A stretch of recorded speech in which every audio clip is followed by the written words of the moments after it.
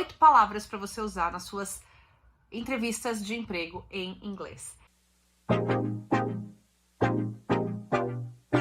3, 2, 1. Hello everyone. Welcome to our class today. I'm teacher Fabi Montanari, and today we're going to talk about 8 words for you to use in your job interviews. 8 palavras para você usar nas suas entrevistas de emprego em inglês. And these 8 words can become 24. Stay with me until the end of the class and I'll show you how. Okay? So let's go. But before we start the class, antes da gente começar de fato a aula, uma coisa que é muito importante que você tenha em mente, qual é a mensagem? What's the message that you want to communicate in your interview? Qual é a mensagem que você quer passar? É claro que toda vez que a gente é chamado para uma entrevista de emprego, existe aquela insegurança, existe aquele butterfly in your stomach, né? A gente fala de aquele butterfly in the stomach, é aquele medinho que a gente sente um frio na barriga. In English, it's butterfly in your stomach, right? Então, é comum que isso aconteça no processo de preparação. O processo de preparação para uma entrevista começa lá na fase de você preparar o seu currículo. O currículo que vai se destacar, e esse currículo ganha destaque, você vai ser convidado para uma entrevista. E nessa entrevista, what's the message that you want to communicate in your interview? That's what I always tell my students. Think about that. What message do you want to communicate in your interview? Is that about your appearance, the way you get dressed, the way you behave, the way your posture, okay, with your shoulders back, you know, like not like this, and then you need to be confident about what you're going to share, about what you are going to talk with the recruiter. What's the hidden message? I always say that to my students too. What's the hidden message a recruiter holds? Qual que é a mensagem secreta que o recrutador tem? He or she, they want to know how you are going to fit into the team. If they're going to recruit you, if they're going to hire you. They want to know how you can contribute to the program, to the team, to the company, how you act depending on different situations. So that's what you need to get prepared to. You know, you need to get prepared for this, right? So make sure you are thinking of all these possibilities for you to have better chances of being hired after your interview, okay? So, get prepared beforehand, everything, to begin your job interview preparation. You need to list your strengths and your weaknesses. Do you know what they are? I suggest my students to make at least a list of 5 words for your strengths and your weaknesses. 5 of them, of each of them. And then you're going to say why. If you say you are, for example, a resilient person, why do you consider yourself as a resilient person? Which examples are going to support this? Do you know that? So this is preparation. Think of that. It's quite, sometimes it can be tiring, I know, but it's one of the most important steps of your preparation. So make sure you have that in your hands and you have that in your mind also for you to be well prepared for a job interview in English, okay? What's next? Let's start with the words. So our first word that you're going to learn is fast learner. Are you a fast learner? So do you learn things fast? This is important because everybody knows that when you get into a new company, it's going to take some time for you to learn everything, all the processes, the culture, the way the team works. So the faster you are able to learn that, the easier for everybody, for you and for the team. So if you consider yourself a fast learner, how are you going to show the recruiter that you are really a fast learner, right? So think of that. So fast learner. Next, energetic. Are you an energetic person? Right? So repeat, energetic. I'm an energetic person.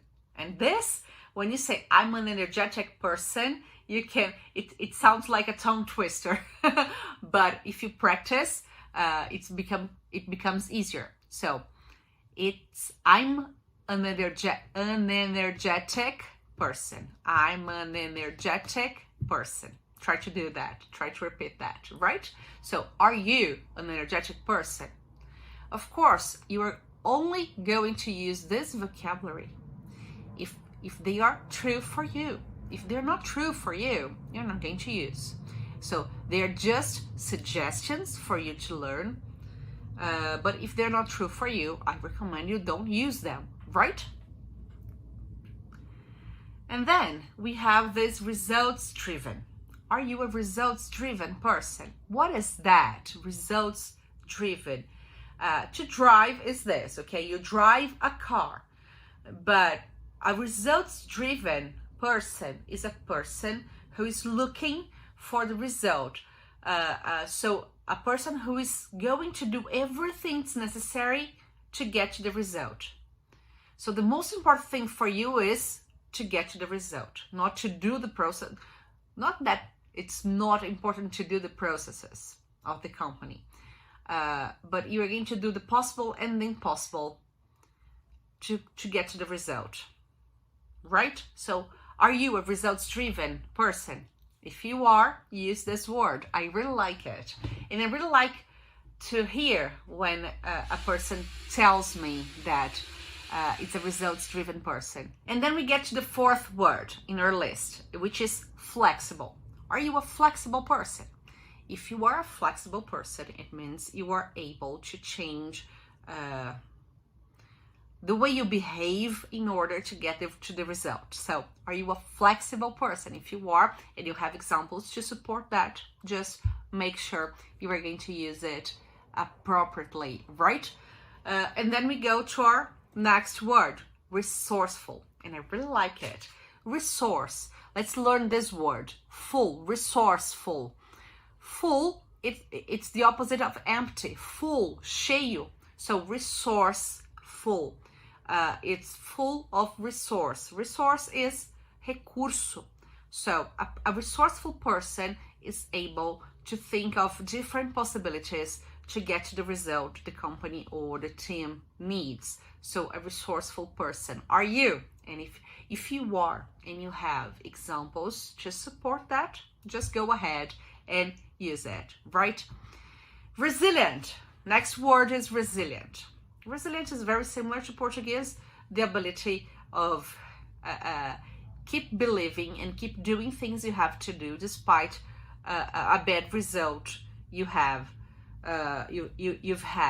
before in a previous experience, okay? So a resilient person is this, very similar to Portuguese, no differences, but if you are resilient and find examples, situations, past experiences that can support this, so go and use it. A resilient person. A constant person is someone who delivers results in a constant way.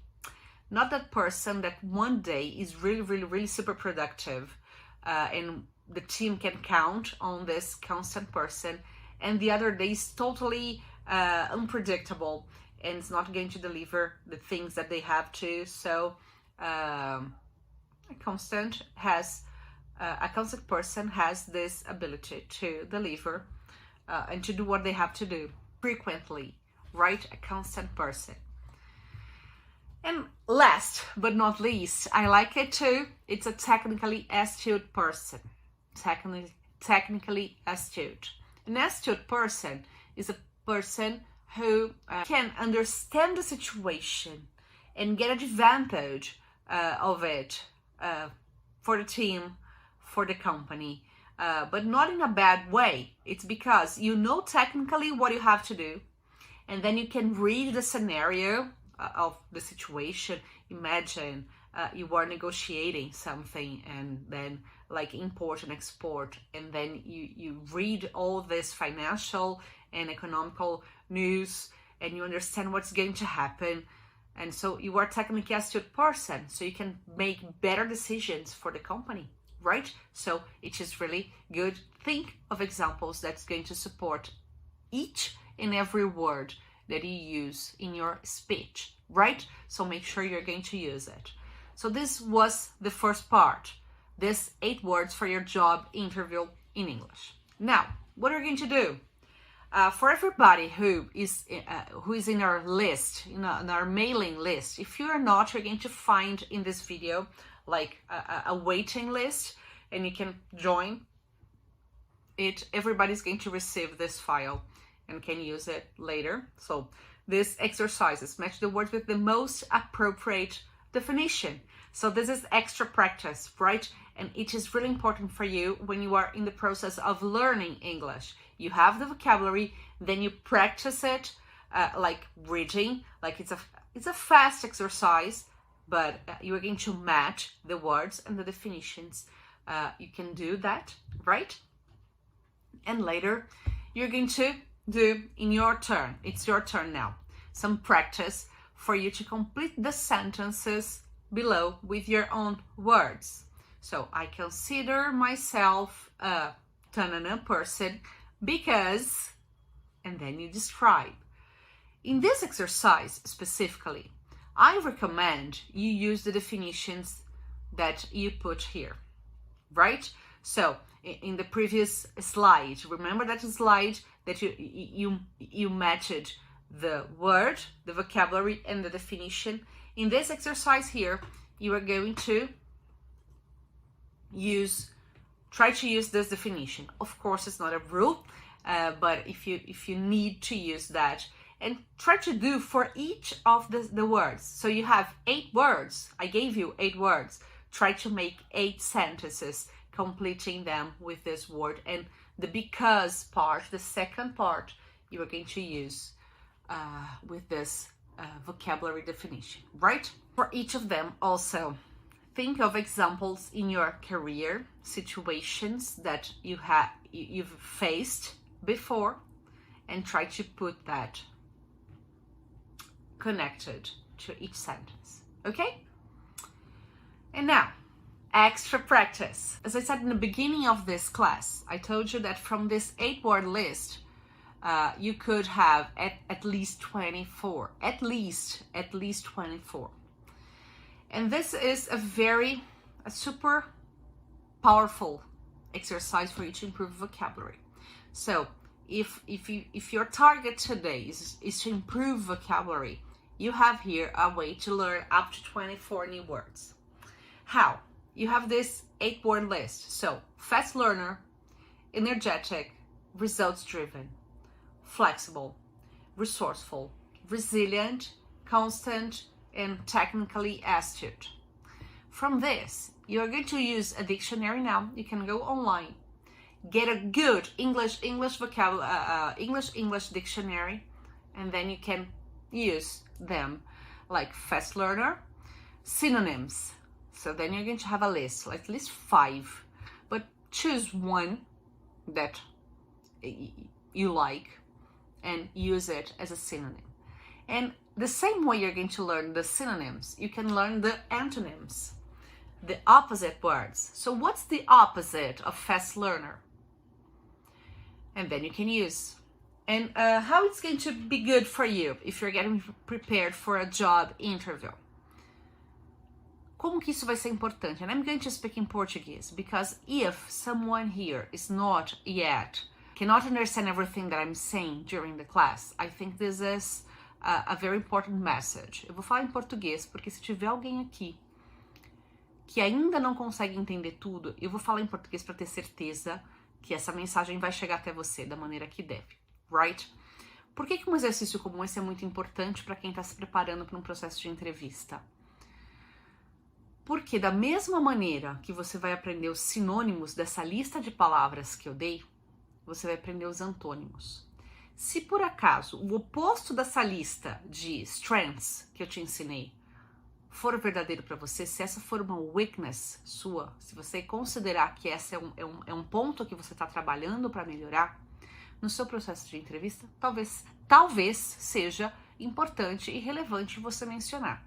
Não sei, isso por isso que eu não sei se de fato aí você vai ser melhor do que ninguém, vai ter a capacidade de julgar se isso é importante colocar ou não. Mas o meu objetivo aqui é te ajudar com um vocabulário que você vai usar durante esse processo de entrevista em inglês. Então, o opposite words, a partir dessa 8-word list que eu te dei, também é tão importante quanto. E se o opposite for talvez mais sustentável para você usar durante a entrevista, é o que você vai usar. Então, a partir dessa aula aqui, você tem até 24 new words for you to use in a job interview, right? Então, isso eu considero muito importante no processo de preparation for a job interview, ok? Essa foi a nossa aula de hoje. If you liked it, just click on the like button that you have on this video. Make your comments. Subscribe to our waiting list for the next group that we're going to have if you want. And if you want to receive all of this material, you can be there. And you can also join our Telegram channel that I can talk to you easier. I think for some students it's really nice to have them on Telegram, and you can join too. So that was it for today, okay? So I'll see you next class. Bye bye everyone.